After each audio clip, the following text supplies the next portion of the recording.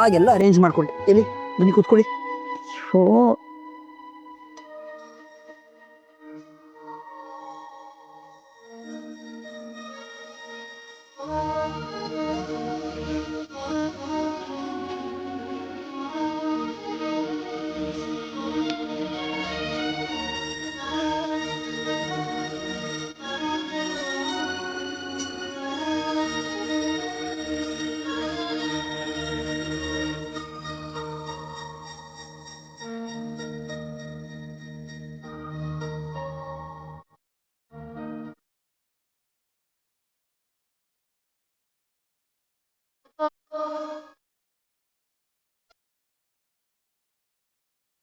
ನಿಮ್ಗೆ ಇದೆಲ್ಲ ಮಾಡಕ್ ಬರುತ್ತೆ ಅಂತ ನನಗೆ ಗೊತ್ತೇ ಇರ್ಲಿಲ್ಲ. ಮಾಡಕ್ ಬರ್ದೇ ಇದ್ರೇನಂತೆ, ನಿಮಗೋಸ್ಕರ ನಮ್ಮ ಮಗುಗೋಸ್ಕರ ಇಷ್ಟೊಂದು ಕದ್ಕು ಮಾಡ್ಬಾರ್ದ ನಾನು?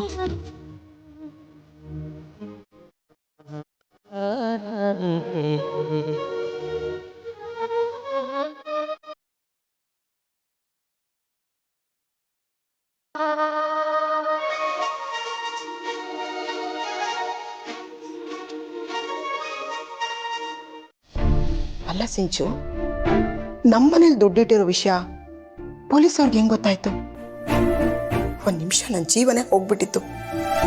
ದೇವ್ರ ದಯದಿಂದ ಏನೂ ತೊಂದರೆ ಆಗಿಲ್ಲ ಅಷ್ಟೇ. ಅಮ್ಮ, ನಮ್ಮ ಮನೆಗೆ ಬಂದು ಸೇರ್ಕೊಂಡಿದ್ದಾಳಲ್ಲ, ನಾವು ಅವಳನ್ನ ನಂಬಕ್ಕೆ ಹೋಗ್ಬಾರ್ದು. ಕಡೆ ಪಕ್ಷ ಈ ಪಟಪಟ ಅಂತ ಮಾತಾಡ್ತಾರಲ್ಲ, ಅವ್ರನ್ನ ನಂಬಿಡ್ಬೋದು.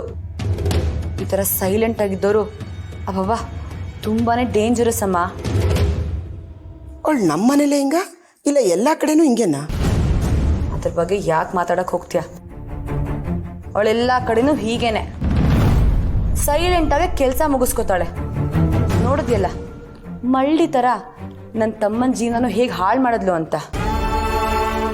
ಹೋಗ್ಲಿ ಬಿಡಮ್ಮ, ನಮ್ಮನೆಗೆ ಹೊಂದ್ಕೊಳ್ಳೋಂಥ ಸೊಸೆನ್ ತರೋ ಅದೃಷ್ಟ ನಮ್ಗಿರ್ಲಿಲ್ಲ. ಯಾರಿಗಂದೇನು ಪ್ರಯೋಜನ? ನನ್ನ ಮಗನೇ ಸರಿ ಇಲ್ವಲ್ಲ. ಅದು ಸರಿ ಅಮ್ಮ, ನೀನು ಯಾವ ವಿಷಯಕ್ಕೆ ಮನೆಗೆ ಬಂದೆ? ಏನಕ್ಕೆ ಜಗಳ ಆಡ್ಕೊಂಡ್ರಿ ಇಬ್ರು? ಇದೇನಮ್ಮ, ಈ ವಿಷಯನ ಇವತ್ತು ನನ್ನನ್ನು ಕೇಳ್ತಿದ್ಯಾ? ಬಂದಾಗಿಂದ ನೀನು ಕೋಪದಲ್ಲೇ ಇದೆಯಲ್ಲ, ಕೋಪದಲ್ಲಿ ಮಾತಾಡಿದ್ರೆ ಇನ್ನೂ ಕೋಪ ಜಾಸ್ತಿ ಆಗುತ್ತೆ ಅಂತ ಕೇಳಲಿಲ್ಲ.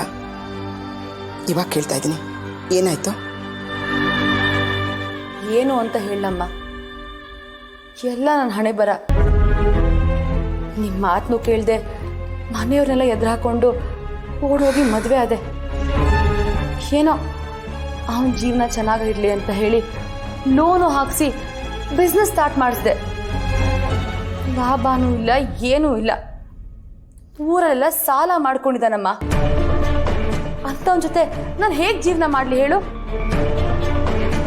ಏನು, ಅಷ್ಟೊಂದು ಸಾಲ ಮಾಡ್ಕೊಂಡಿದ್ದಾನ? ಹೌದಮ್ಮ, ಅದ್ಯಾರೋ ಮೆಟೀರಿಯಲ್ ಪರ್ಚೇಸ್ ಮಾಡಕ್ಕೆ ಬಂದವನು ಬೋಗಸ್ ಚೆಕ್ ಕೊಟ್ಟನಂತೆ. ಬ್ಯಾಂಕಿಗೆ ಡೆಪಾಸಿಟ್ ಮಾಡಿದ್ಮೇಲೆ ಗೊತ್ತಾಯ್ತಂತೆ ಆ ಥರ ಅಕೌಂಟು ಇಲ್ಲ ಅಂತ. ಅದನ್ನ ತೀರ್ಸಕ್ಕೆ ಇವನ್ ಸಾಲ ಮಾಡ್ಕೊಂಡ, ಈ ಸಾಲನ ತೀರ್ಸಕ್ಕೆ ಇನ್ನೊಬ್ರತ ಸಾಲ. ಇದೇ ಥರ ಊರೆಲ್ಲ ಸಾಲ ಮಾಡ್ಕೊಂಡು ಬಂದ. ಸಾಲಗಾರಿಂದ ತಲೆ ಮರೆಸ್ಕೊಂಡು ಓಡಾಡ್ತಿದ್ದ. ನನ್ಗೆ ಆ ವಿಷಯನೇ ಹೇಳಿರ್ಲಿಲ್ಲ ಅಮ್ಮ. ವಿಷಯ ಗೊತ್ತಾದ್ಮೇಲೆ ಯಾಕೆ ಮುಚ್ಚಿಟ್ಟೆ ಅಂದರೆ ನನಗೆ ರೇಗ್ತಾನೆ. ಅದಕ್ಕಿಂತ ಹೆಚ್ಚಾಗಿ ನಾನೇ ನಿಂದೆ ಬಿದ್ದಿದ್ನ, ನೀನೇ ತಾನೇ ನನ್ನ ಫೋರ್ಸ್ ಮಾಡಿ ಮದುವೆ ಆಗಿದ್ದು ಅಂತ ನನ್ನ ಮೇಲೆ ರೇಗಾಡ್ದ. ಅವನ ಬಾಯಿಂದ ಇಷ್ಟೆಲ್ಲ ಮಾತು ಕೇಳಿದ್ಮೇಲೆ ಇನ್ನು ಹೇಗಮ್ಮ ಅವನ ಜೊತೆ ಜೀವನ ಮಾಡಲಿ? ಅದಕ್ಕೆ ಮನೆ ಬಿಟ್ಟು ಬಂದ್ಬಿಟ್ಟೆ. ಅವನ ಜವಾಬ್ದಾರಿ ಇಲ್ದೇ ಇರೋನಂತ ನಿನಗೆ ಮೊದಲೇ ಗೊತ್ತಲ್ಲ. ಹೀಗೇನೋ ಮನೆ ಬಿಟ್ಬಿಟ್ಟು ಬಂದ್ಬಿಟ್ಟೆ. ಯಾಕ್ರಲ್ಲ ಇಷ್ಟೊಂದು ಗಾಬರಿಗೆ ಬಂದಿದ್ದೀರಾ? ಏನಾಯ್ತ್ರಲ್ಲ? ಗೌಡ್ರೆ, ದೊಡ್ಡ ಗೌಡ್ರು ಎಲ್ಲ ಕಡೆ ದುಡ್ಡು ಅನ್ಸ್ತವ್ರೆ. ಏನ್ರಲ್ಲ ಹೇಳ್ತಿದ್ದೀರಾ? ಹೌದು ಗೌಡ್ರೆ, ಈ ಕಿತ ಎಲೆಕ್ಷನ್ ಅಲ್ಲಿ ಗೆಲ್ಲೇಬೇಕು ಅನ್ಕೊಂಡು ನನಗೆ ವೋಟ್ ಮಾಡಿ ಅಂತ ದುಡ್ಡು ಅನ್ಸ್ತವ್ರೆ. ಅಪ್ಪಾಜಿ ಹಿಂಗೆಲ್ಲ ಮಾಡಕ್ಕಿಲ್ವಲ್ಲ? ಯಾವಾಗ್ಲೂ ನ್ಯಾಯವಾಗಿ ಗೆಲ್ಬೇಕು ಅಂತಿದ್ದಾರೋ, ಯಾಕೆ ಹಿಂಗ್ ಮಾಡ್ತಿದ್ದಾರೋ?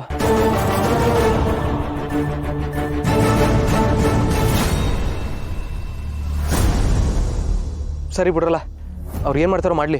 ನಿಮ್ಮ ಪಾಡಿಗೆ ನೀವು ಸುಮ್ಮನಿದ್ ಬಿಡ್ರಲ್ಲ. ಗೌಡ್ರೆ, ಹಿಂಗಂದ್ರೆ ಹೆಂಗ್ ಹೇಳಿ? ತೆಪ್ಪು ನಡೀತಾ ಇದ್ರು ನೋಡ್ಕೊಂಡು ಸುಮ್ಕಿರಕ್ಕಾಯ್ತದ?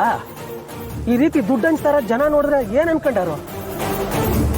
ಇಷ್ಟು ಹೊಸ ತಪ್ಪು ಮಾಡಿಲ್ಲ, ಇದಕ್ಕಿದ್ದಂಗೆ ತೆಪ್ಪು ಮಾಡ್ತಾ ಇದೀವಿ ಅಂತ ಅಂದ್ರೆ ಏನೋ ಉದ್ದೇಶ ಇಟ್ಕೊಂಡೆ ತೆಪ್ಪು ಮಾಡ್ತಾ ಇದೀವಿ ಅಂತ ನಮ್ಮ ಮೇಲೆ ಅನುಮಾನ ಪಡಕ್ಕಿಲ್ವೇ?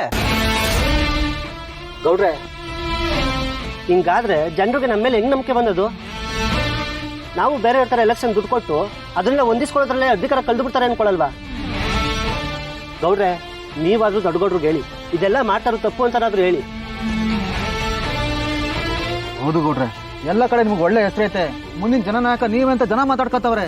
ಈ ಟೈಮ್ನಾಗ ಇಂಥ ತಪ್ಪು ಮಾಡಿದ್ರೆ ನಿಮ್ಮ ಹೆಸರಿಗೆ ಕಳಂಕ ಅಲ್ವಾ ಹೇಳಿ? ಅಲ್ಲೇ ನಂಗೂ ಅರ್ಥ ಆಯ್ತದ ಕಣ್ಲ. ಆದ್ರೆ ನಾನೀಗ ಏನ್ ಹೇಳಿದ್ರು ಅವ್ರು ಕೇಳೋ ಪರಿಸ್ಥಿತಿನಾಗಿಲ್ಲ. ನಾನು ಉಸಿರಾಡಿದ್ರು ತಪ್ಪು ಅಂತ ಅವ್ರು ತಿಳ್ಕೊಂಡಿರುವಾಗ ನಾನು ಏನ್ ಮಾತಾಡ್ನ ಹೇಳು?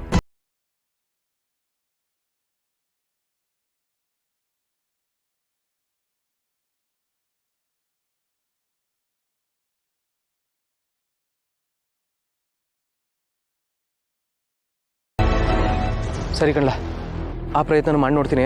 ಆದ್ರೆ ನೀವುಗಳು ಮಾತ್ರ ಎಲ್ಲೂ ಏನು ಮಾತಾಡ್ಕೋಗ್ಬಿಡಿ, ಅರ್ಥ ಆಯ್ತಾ? ಅವ್ರು ಏನು ಮಾಡ್ತಾರೋ ಮಾಡಲಿ, ನಿಮ್ಮ ಪಾಡಿಗೆ ನೀವು ಕ್ಯಾನ್ವಸ್ ಮಾಡಿ. ಆದರೆ ಈ ಸಲ ಹೆಂಗಾದ್ರೂ ಆಗಲಿ ಅಪ್ಪಾಜಿ ಗೆಲ್ಲೇಬೇಕು ಅಲ್ಲ.